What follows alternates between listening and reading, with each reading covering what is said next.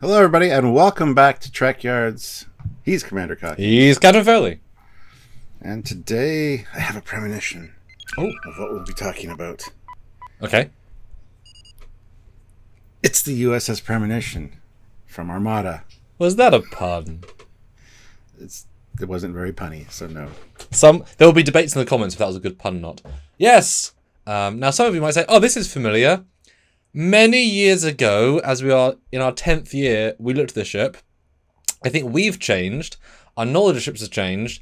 We've looked at 7 more years worth of ships. I've designed like 15 ships. You've even designed a couple of things. And my abilities in 3D have improved radically. So today we're looking at a fully remastered, improved, updated, better lit, and 4K, for us anyway, so we can zoom in, Premonition model using Bridge Commander that a beautiful fan made, but it's based on the original form from Armada, etc. Same ones looked at years ago, but as I said, should be a lot nicer experience. So here it is here in glorious 4K remastered. What do you think? I love it. It's like a dreadnought, but not. No, I love the look of these. Anything with like a third nacelle or thing up there, I really appreciate that. And when I saw this in the game, I was like, ooh, because I've been a fan of the Federation class dreadnought forever, right? So no, this is great to see, and in greater detail than I've ever seen it before, so this is really nice. It does feel like that, doesn't it? Yeah. And I even found new things about the design that I have no idea was there originally. But no, I think it's great. So it's originally Armada 1, it's a time ship. It's designed in the Enterprise E era, around Insurrection, in fact, just after. And in the game, you see it in the first level, which is amazing, and then you launch it in the last level, and that's a little paradox of it. So it is obviously an E variant, but unlike what a lot of things could be, the game designers at Activision or Interplay didn't just say, let's make an E with a third nacelle. This is a fully original design, not kitbash at all, no element is a kitbash, but cleverly inspired. And a lot of the ships from those 90s and 2000s games are actually very good like this. We looked at a few before. This is no exception. It looks nice. There is some unbalancedness in other views, which we'll get back to, but I think this view is pretty well balanced. I like the clearly bigger feel of the ship. That rather large, extended bridge, multi-leveled area, the way it lifts up is big and bulky, but in a kind of strength way. It feels balanced within that saucer. At least that's how I see it. NCV05. I love that. That's great. What I appreciate as well is that this thing is not skimpy on the escape pods. There's a lot, but if it's intentional or not, but it tells me as if they know this ship might, at some point, bad things happen to it.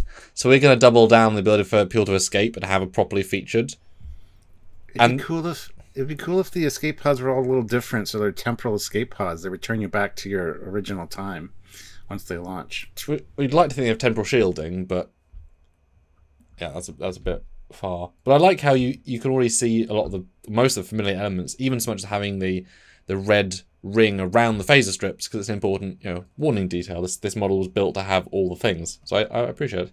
But let's look at the next view, which definitely highlights the differences, and this really benefits from the higher end rendering engine I'm using, because the interactive lighting is nice. It's subtle, of course, but you can see the blue and the red and the purple. All those lights are hidden hull correctly, which is nice.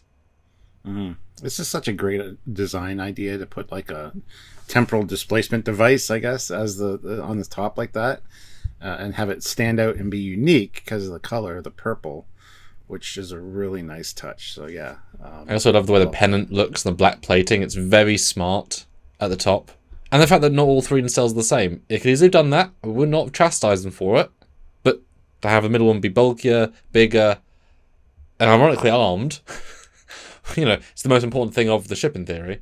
But I like the 2-impulse engine units. I felt we've seen that design in other ships in more recent years. They're kind of shoved into the neck and made the neck bigger. I can't remember where that is, but there's been a ship recently we looked at that has sort of that. It does look familiar, but yeah, I can't place it either. Was it on the Voyager, the Discovery A? I wonder, because I remember a ship like they changed the neck and that was put in. Because the neck and the back part is somewhat underwhelming, but it's under the nacelle, and that's so that it feels straightforward, right? They're not trying to add extra stuff there. It's just neat. But underwhelming is not, I don't know if that's the word I'd use. I just like the more simplistic kind of minimalist look. Yeah. It's not overwhelming then. Yeah. And those struts look really good with that black detailing as well. They do. With phaser arrays as well. I like there's aft torpedo launchers at the bottom of the spine. Yep, which I don't remember ever noticing before. Ooh, it's a nice ship. And a giant shuttle bay with a big flyer in, a big landing thing. It's nice, but there's a lot more views, guys. Although, just noticed this another small thing. Underneath the third nacelle, are those implying to be doors? Right at the top, near the base of the... I wonder. With the way that's designed, yes, it looks like doors. So another shuttle bays. It would be a perfect place to put other impulse engines, honestly. But that detailing definitely implies that it's something other than that. So, but they're not the right angle necessarily. Like you'd need to be flat on this to be an Enterprise E style door.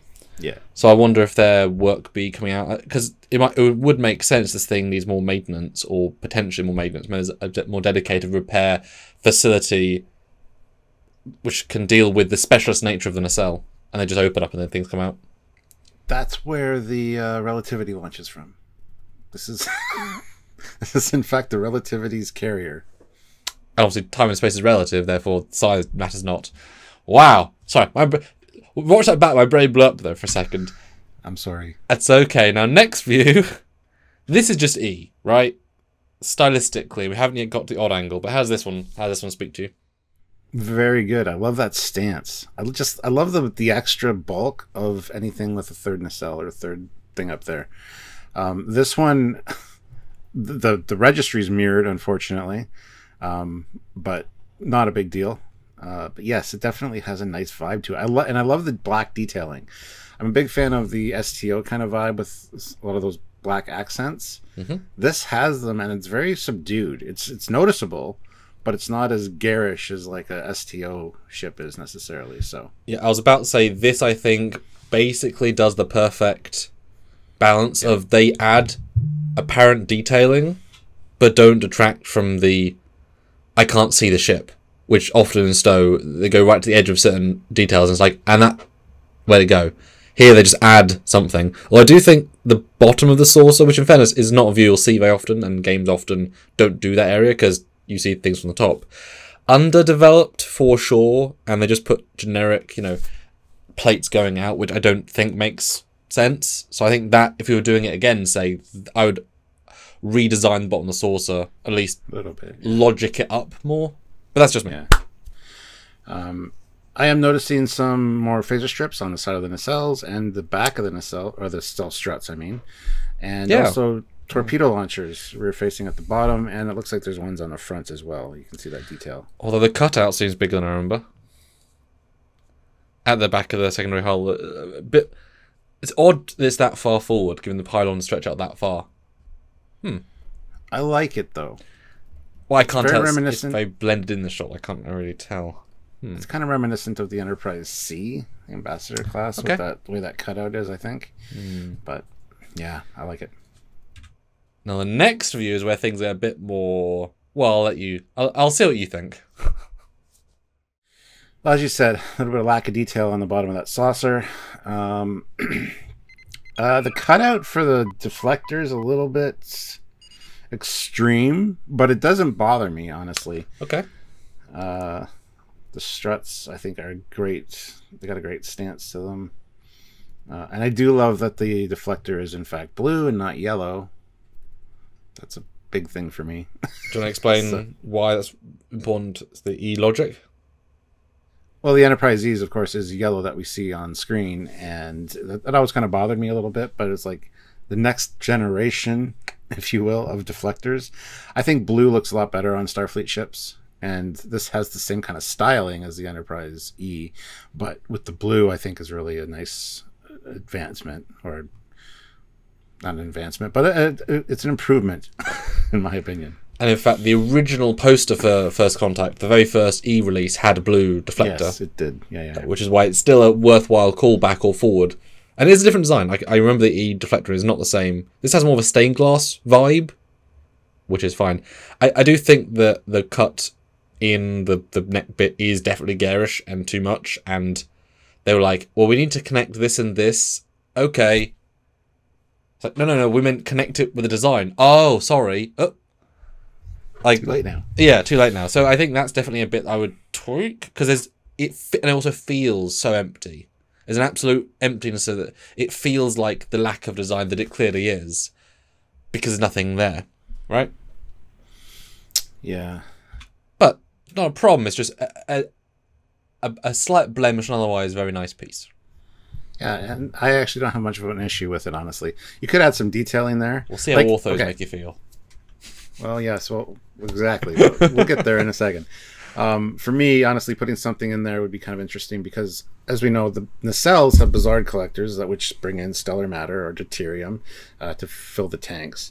Wouldn't it be cool if there was like some kind of collection device like along there, like a strip that's lit that feeds directly into the temporal device on the top, so you can feed it full of stellar matter or whatever it needs? That'd be kind of neat. Or like warping next to a nebula which has exotic particles, and those things open up and, like I say, they feed right through. Yeah, that'd be kind of interesting. Yeah, and then deflectors kind of like pulling it in, like it's part of the same network. Interesting. But next shot, I went for a kind of beauty. Really shows off the way the third nacelle looks and the contrast. I just love they're so different. You know? I love the built-up nature of that bridge area and also that extension out the front. Although it would be cool to have 2 torpedo launchers at the front of that. If you go back to the last picture, there are torpedo launchers, as I suspected, on the bottom of the secondary hull, right under the deflector. Right, with the easel. Now, I think that middle bit at the front of that extension is a shuttle bay, given the detailing around it. I think that's meant to be a forward shuttle.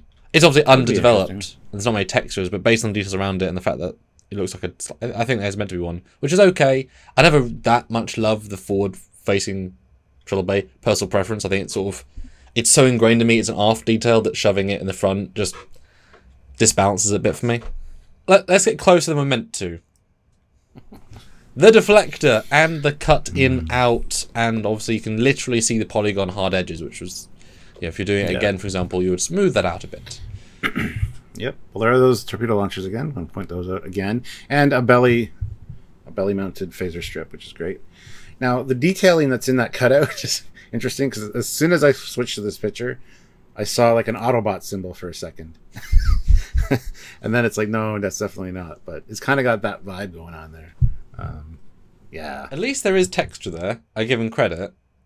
Oh, it is subtle. Although, ironically, what I notice here is that the windows and secondary hull are both thin, straight, and tall.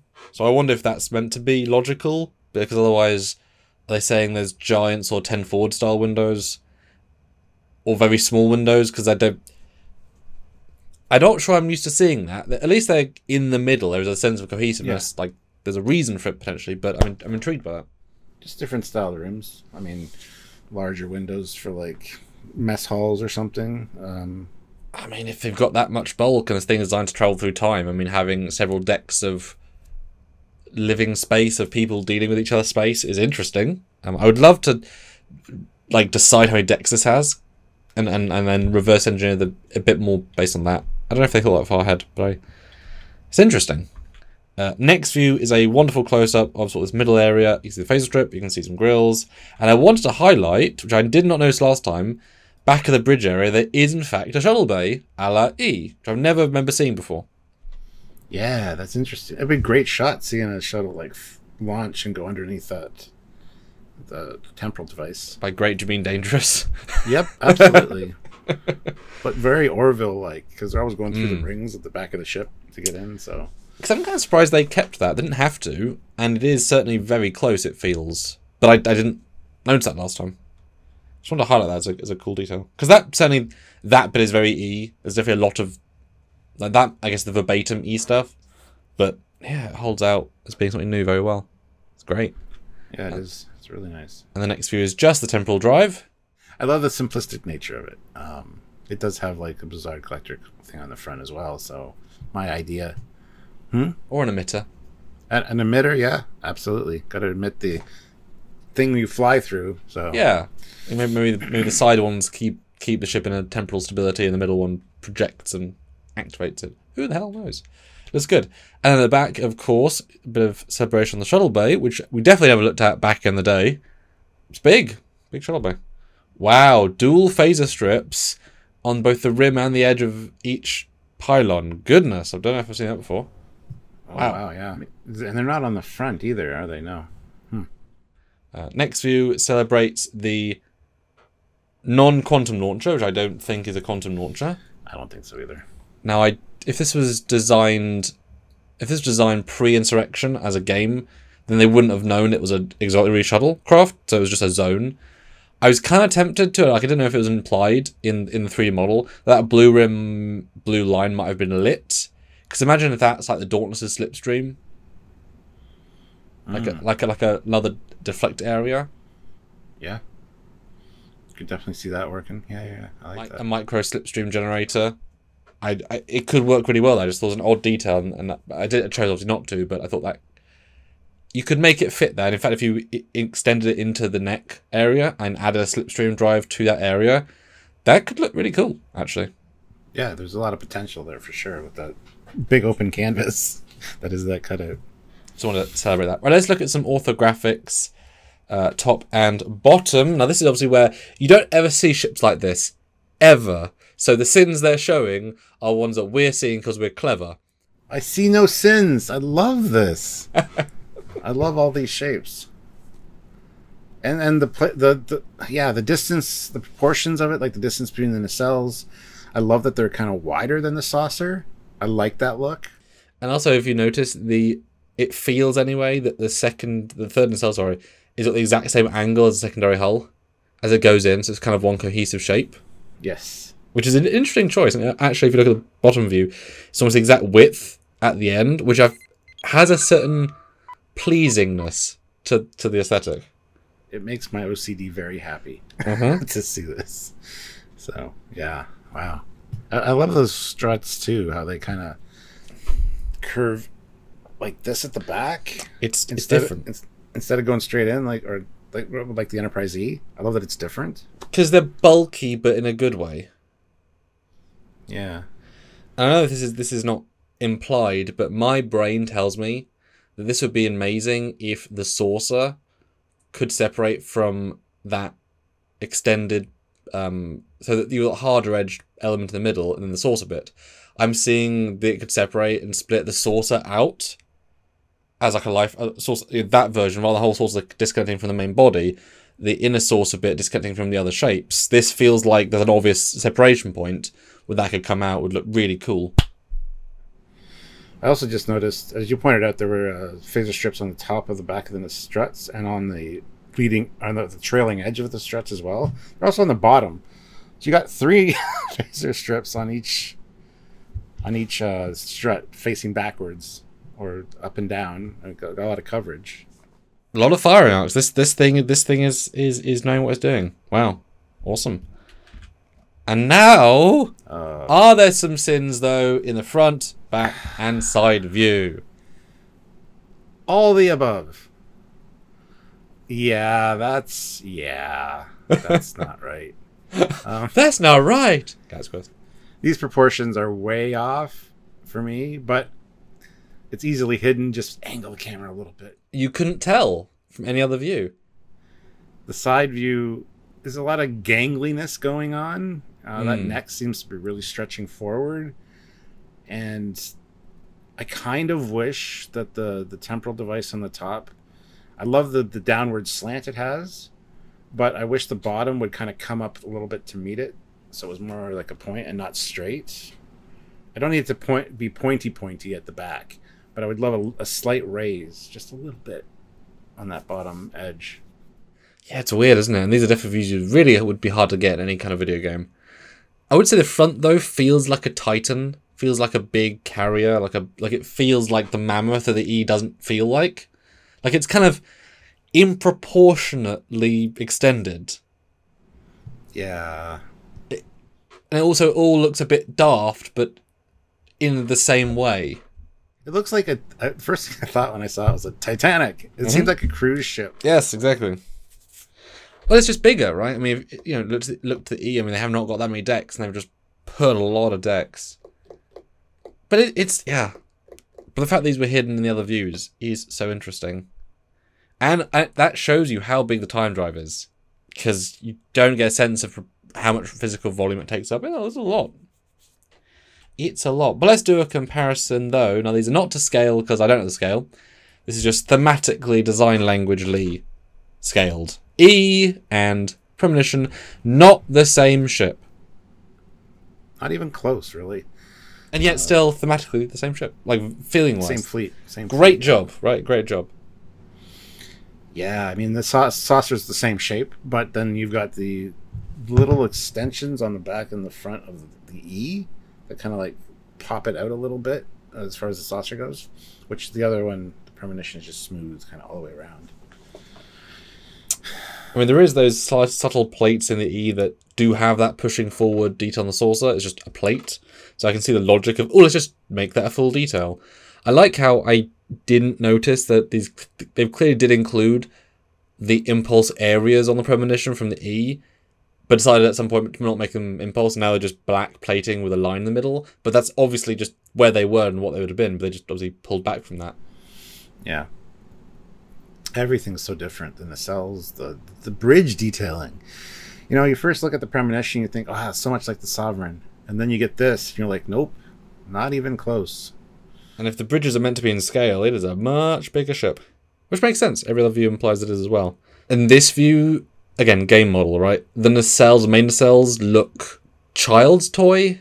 I was just going to say, a little a little simplistic. But the E's themselves are gorgeous, right? They're filled with brim of detail, so it's not a fair comparison. But I think that's definitely like a, But also, maybe they're too stylish, right? The E's probably too sexy. Look at the D and the Voyager. Real basic, real simple, real nice. The E is like, oh, let's up detail everything, right? So I see the way they went with it. And then the side view, again, not to scale. Very different. And the E has indeed got decks of taller windows and so on. I didn't even realise. But only one-ish decks on the E. Oh, that kind of vary. Well, here's the thing. I mean, this is one of the views of the E I don't like, just because there's no, like... There's not much going on. Yeah. The Premonition fixes that, because it raises those nacelles, it kind of bulks things out a little bit, and it feels more like it's got a silhouette, as opposed to just being... It's pretty simple, right? So... It's not saying it's pretty. Neither one of these are really pretty from the side, I gotta be honest, but... Yeah. I mean, the way they've kind of respected the E's giant cut at the back, but then by having the secondary hull so small, why are you not pushing that bulk forward and just filling in that space and make it more of a full hull? That would really change. I mean, it might make it feel fat in the middle, but there's such a misproportion of space there. Yeah, as we talked about with the other views, though, it looks good from the other views. So I don't know if changing that and altering that would really ruin those views. Like you said, make it look fat. When are you going to see this in space? Never.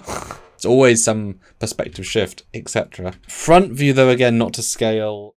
And this shows the thing we were talking about earlier with the deflector, the yellow deflector versus the blue. I just think the blue is so much nicer. And actually, if you look at the escape pods, they're kind of roughly the same size right there. And let's end on a beauty. All the problems are fixed here as you are hiding under the saucer. Beauty, eh? Yeah. Yeah. Now, this is a nice ship. Great game, too. If you haven't played Star Trek Armada, I highly suggest trying it. It's a really good game. And, yeah. Time ship. You got the temporal aspect going on, and it's got that dreadnought look and vibe to it. I love it. It's everything I love about this. So, but yeah, I didn't realize that those orthos would kind of me a little bit. And do you think you have any different thoughts than previous time? Or do you think the details are so much clearer now with this enhanced rendering that it feels more real, I should say? Well, it definitely feels more real. I got to go back and watch our first Premonition video now, because it'd be interesting to see what I said, because I don't remember. And we did talk more about the bridge and other aspects of the ship, but now obviously with these really clear renders, we can actually dissect it in a way that we don't have the confidence to do better then, I guess. The confidence, the know-how. So many things have evolved. I'm skimming, and in this version episode, I scaled the Premonition smaller than the E, which entirely changes its vibe. I wonder why. There was obviously some logic to that, but that would definitely change the vibe. Either bridge dome or the escape pods would be my guess. Yeah. But it definitely feels bigger in this. Like, it feels chunky, right? Yeah. But yeah, great ship. I'd love to see it again somewhere. It's the most grounded Trek temporal ship they've ever done. Sovereignish with a nacelle. But it works, right? Yeah, I dig it. Stuart. Yeah, I do too. And if you guys do, let us know in the comments section. Anything you know about this ship or anything you want to ask us or talk about, the comment section, that's what it's there for. Also, make sure you hit that like button. Subscribe to the channel so you don't miss any content. And to make sure you don't miss any content, hit that notification bell icon so you can join us for lives as well, because we love hanging out with you guys and chatting with you guys in real time. We do. And if you want to support what we do here, looking at these amazing ships in new crystal clear detail, which we put effort into doing, then Patreon monthly, join the channel via YouTube. These are all donation ways of helping us each and every month. So even like 5 month, it does make a difference. Or one-time donations via super chatting during a live super thanksing on any video. Or you just turn up. Turning up is important too, Stuart. It is. So do that. And I have a premonition. We'll be back soon with another video and or live. Yeah, that's fair. Premonition. I'm just getting flooded with them today. Till next time. He's Commander Cockings. He's got a Foley. Bye, guys.